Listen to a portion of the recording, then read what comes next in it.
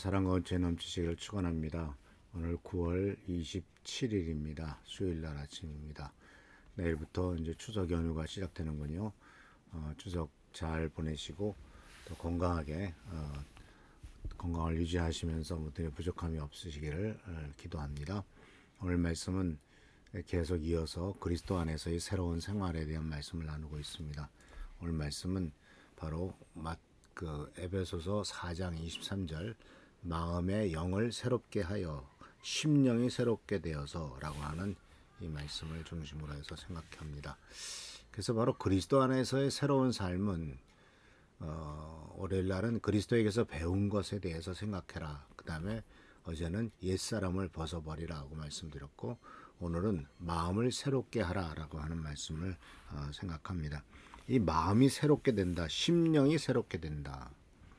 많은 사람이 그 육신의 새로움은 생각을 하죠. 그래서 회춘했다든지 또는 몸이 어떻게 심지어는 수술을 통해서 얼굴의 모든 것들을 좀 제거하면서 아주 깨끗해지고 하는 이러한 그 새로워짐을 많이 추구하는데 육신의 새로워짐을 추구하는데 심령이 영이 새로워지는 것에 대한 것은 생각하지 못하는 것 같습니다. 근데 이 영이 새로워진다라고 하는 이 새로운 개념은 우리 기독교 신앙에서 굉장히 중요한 부분이죠. 왜냐하면 이미 사도 바울은 로마서 12장에서도 뭐라고 말하고 있냐면 진정한 변화의 열쇠에 대해서 영적인 예배를 드리라고 말하면서 2절에 이렇게 말합니다. 이 시대의 풍조를 본받지 말고 마음을 새롭게 함으로 변화를 받으라. 새로운 마음을 새롭게 함으로 변화를 받아라. 새로운 마음을 가지라 라고 이렇게 이야기를 합니다. 이 새로운 마음을 갖는다라고 하는 것이 무슨 뜻일까요? 이것은 우리가 생각하기를 갑작스럽게 변화되는 그런 면도 없지 않아 있습니다. 왜냐하면 사람들이 언제 갑자기 변화되냐면 죽을 때가 되거나 또는 죽을 병에 걸리거나 또는 회사가 망하거나 어떤 큰 실패를 경험하거나 이럴 때 변화가 일어나죠. 큰 성공을 통해서 변화가 일어나지는 않습니다. 오히려 큰 실패를 통해서 인생의 변화를 체험하게 되죠. 근데 이러한 인생의 변화는 바로 이렇게 어떻게 순간적으로 일어나서 변화되는 경우도 있지만은 지속적으로 믿음이 자라가면서 변화되는 경우도 있습니다. 그런데 오늘 말씀은 새롭게 되라고 하는 말씀은 지속적인 과정을 의미합니다. 갑자기 어떤 큰 어려움을 당하고 시험을 당해가지고 갑자기 변화되는 이러한 경우보다도 지속적으로 성장해가고 지속적으로 변화해 가는 것을 발견할 수가 있죠. 그렇게 되기를 추구하는 겁니다. 그러니까 갑작스럽게 변화되느냐 지속적으로 변화되느냐에 대해서도 이제 사람의 변화에 대해서 많이 연구할 때 기독교 교육이라고 하는 과정 속에서도 변화를 두 가지 측면으로 얘기합니다. 말 그대로 갑자기 변화되는 순간, 그것은 이제 제임스 로더라고 하는 유명한 학자가 트랜스포밍 모먼트라고 가지고 변화되는 순간이라고 하는 책을 쓴기도 했습니다만, 그러나 또 제임스 파울러라고 하는 또 유명한 학자는 스테이지 오브 페이스 해가지고 신앙의 단계들이란 단어로 그래서 믿음이 점점점 단계를 밟아 성장해가고 간다라고 이렇게 얘기를 합니다. 사람들의 경험을 보면 이 두 가지가 다 있는 것을 보게 되지만 갑작스럽게 변화되기도 하지만은 사실은 차근차근 순차적으로 변화되는 지속적으로 갱신되는 변화를 더 오래되고 더 깊이 가는 것을 발견할 수가 있습니다. 흔히 하는 말로 냄비 같다고 그러죠. 냄비는 불을 들어 대면 금방 끓죠. 또 불 끄면 또 금방 식어집니다. 이것은 순간적으로 변화됐을 때 나타나는 부작용이라고 할 수가 있죠. 그러나 가마솥과 같이 두꺼운 무쇠와 같이 된 솥은 끓이기도 힘들지만 한 번 불이 붙으면은 꾸준히 그 열기가 오랫동안 가지 않습니까?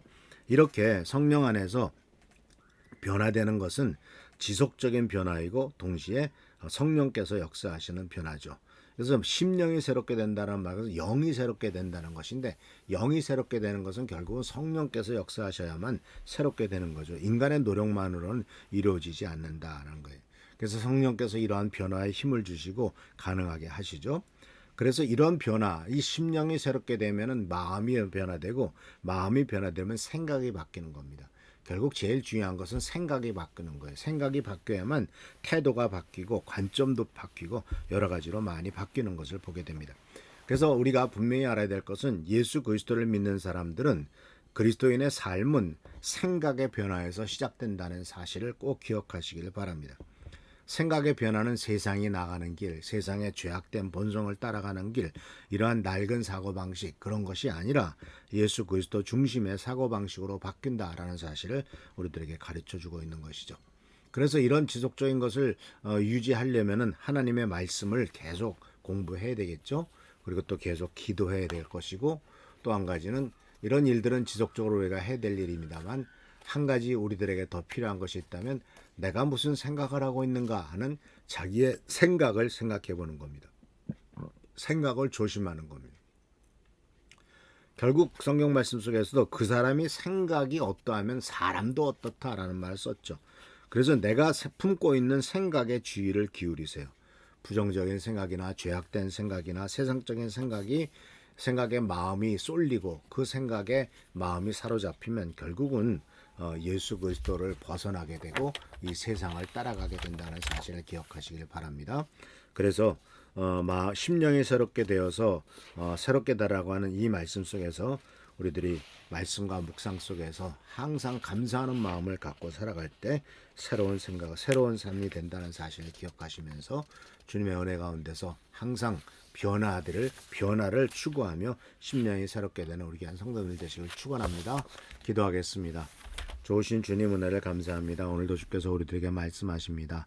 마음이 새롭게 되고 심령이 새롭게 되어서 하나님의 원하시며 기뻐하시는 뜻을 따라 살아가라고 말씀하시오니 주여 우리들의 삶이 정말 이와 같은 변화가 일어나도록 하시고 하나님의 기뻐하시는 삶이 되도록 인도하여 주옵소서.